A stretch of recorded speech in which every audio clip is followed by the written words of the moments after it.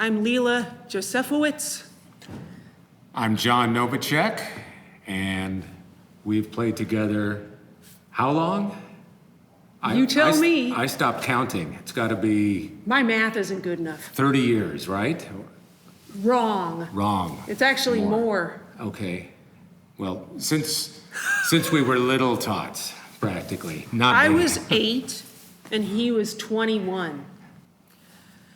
This program is very, I think, interesting because you will hear things repertoire that you have heard before and yet never heard before. It has allusions to the symphony orchestra. We will be performing for you 2 pieces that were and are completely only for symphony orchestra, but we found these gems of very old and in some ways very simple arrangements. The Sibelius Valse Triste and Mahler's Adagietto. These 2 pieces are for orchestra, obviously. The Zimmermann Sonata is the original version of the orchestral violin concerto that I recorded a couple of years back with Finnish radio. But this, I understand from Bettina Zimmermann, my dear friend and daughter of Bernd Alois Zimmermann, is the original first version of the piece, which is very interesting. Oliver Knussen's Reflection, even though it is not orchestrated very easily, knowing his music could be so much a program, a piece for violin and orchestra.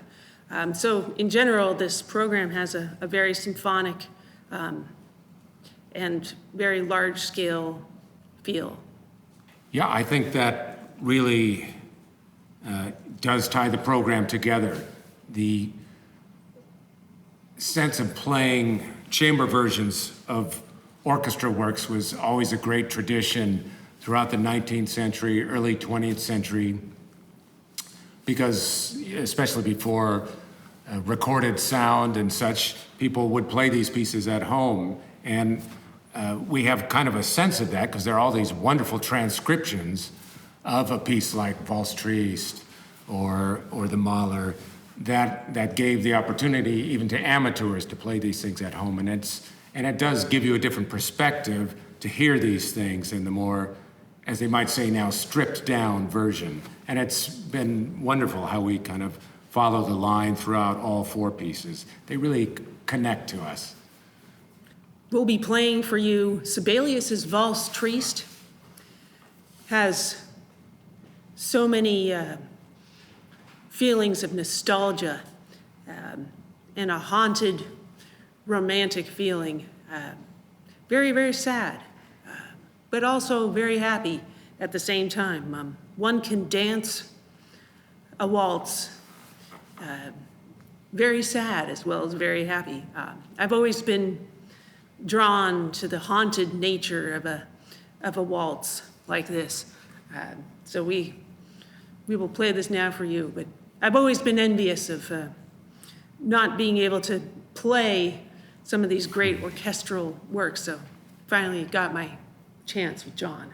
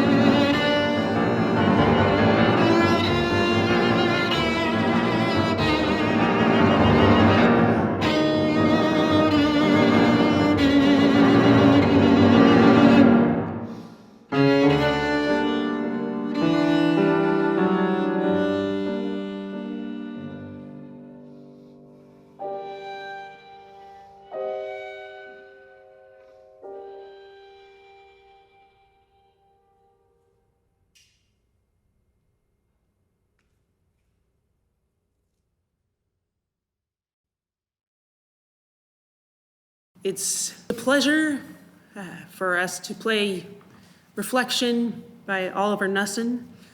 This was his penultimate work.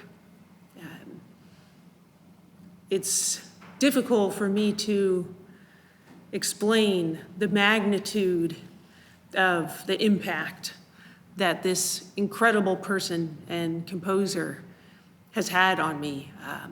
I love so many aspects of him as a person and as well as his compositions, but this piece, one of the things that I love so much about it is the shape, how it starts almost like the Valse Triste, like a hallucination. And by the end, it's like this steam train just barreling through space, unstoppable.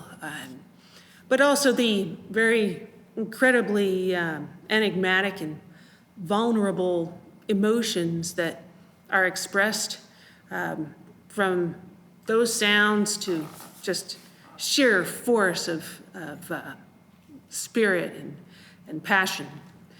So I think this piece, even though it's not very long, like all of his pieces, they say so much in so little time, with so much color and so much imagination and shimmer and bass. He loved bass.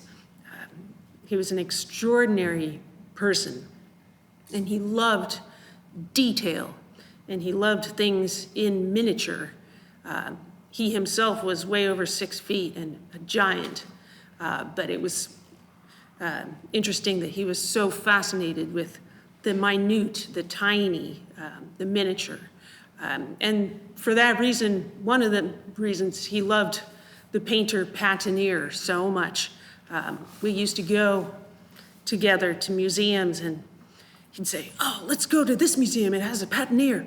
So we'd go and stare for quite a while at these tiny, tiny things in the background of a painting. And I knew, and people that know his music know, that he spent enormous amounts of energy and time on the tiniest details as well in his own music. So I think this has great similarity. It only seemed appropriate that we show some of these details from Patineer while listening to his music.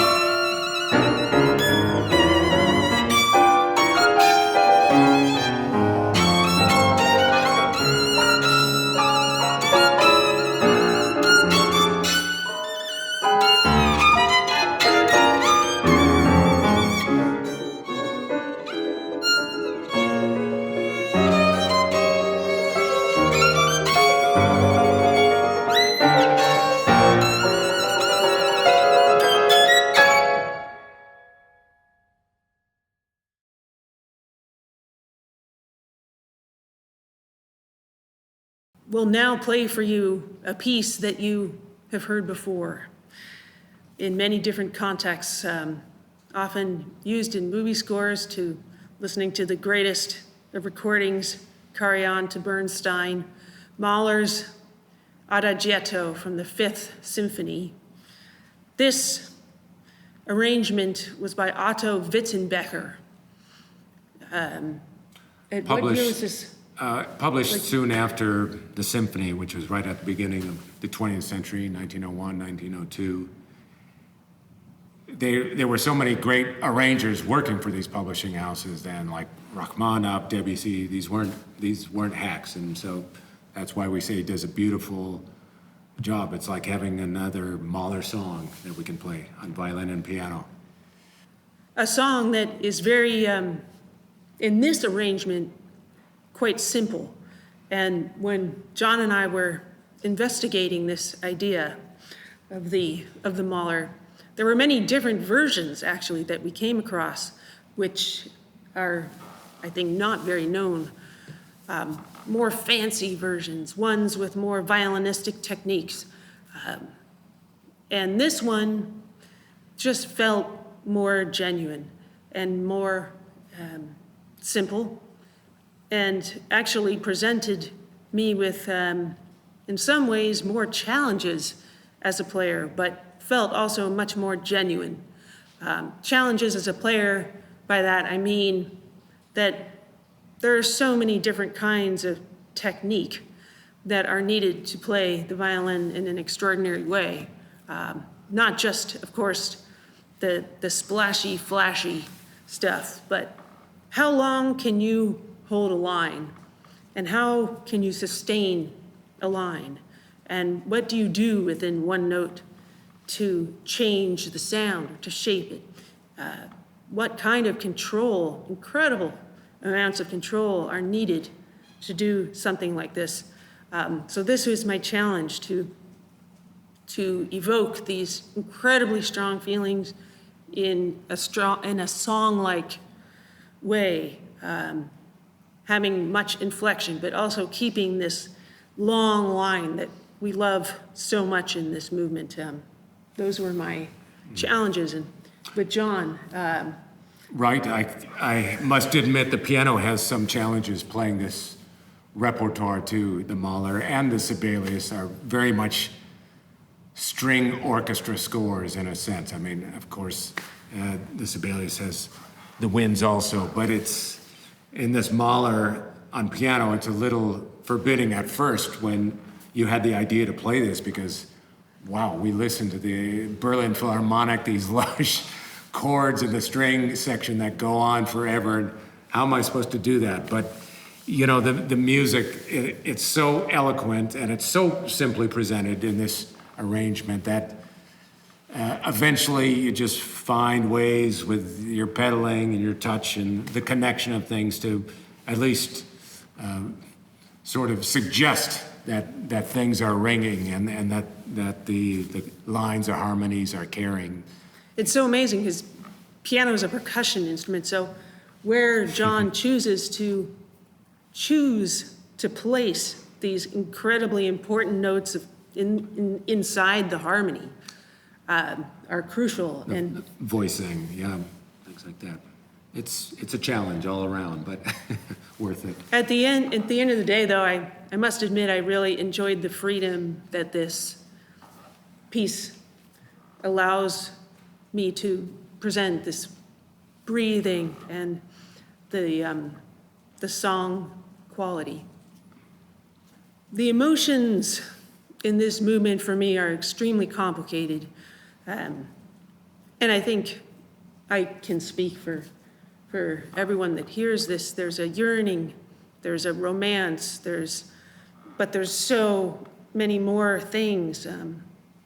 At times the harmonies clash, and there's almost a bitter, there's almost a sour, there's a twisted feeling that comes when things are stretched to the point where they're intentionally no longer comfortable.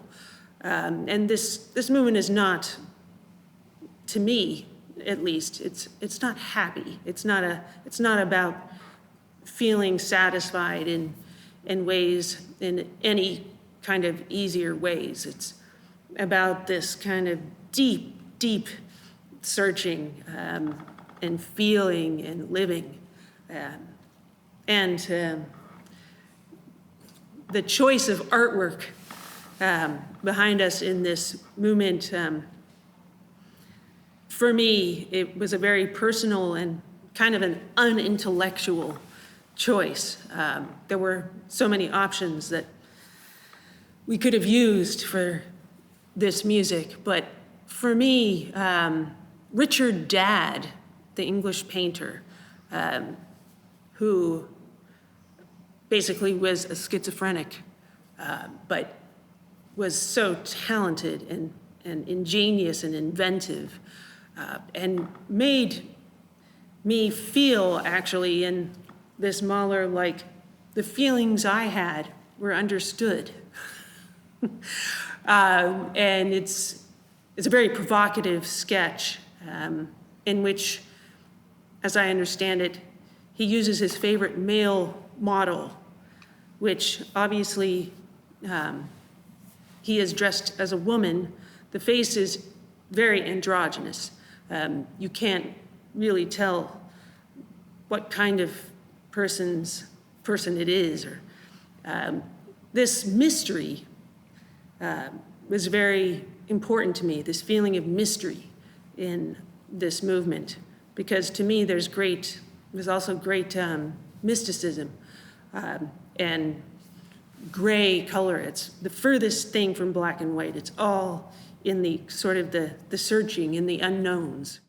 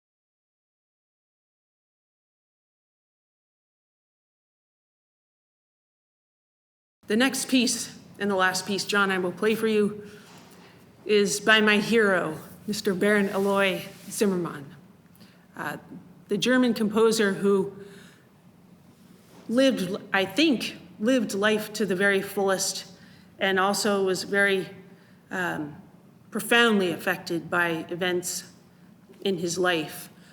This piece, 1950, is the original version of the Violin Concerto, which I love as well. I'm a huge fan of the feelings and the sensations that his music evokes.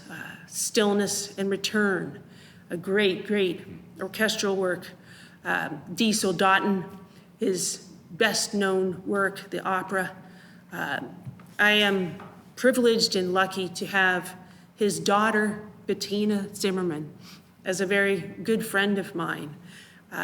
And she recently, in the last couple of years, compiled a book about him and all of his works with many rare photos from their personal family collection, some of which are displayed behind us during the music. But I am just such a huge fan of the kind of merging of different styles that he brought to his music. You can hear jazz. You can hear, of course, his great orchestral training in the more standard works from previous generations and genres of classical music. But the last movement of this sonata you can hear is a rumba. And there's very few pieces that take this on such, take this dance form on such a huge scale. And it becomes a hedonistic kind of vicious celebration. There's something kind of scary about it too. It's something also extremely victorious. So I'm thrilled to present another piece to you all that should be known much more than it is.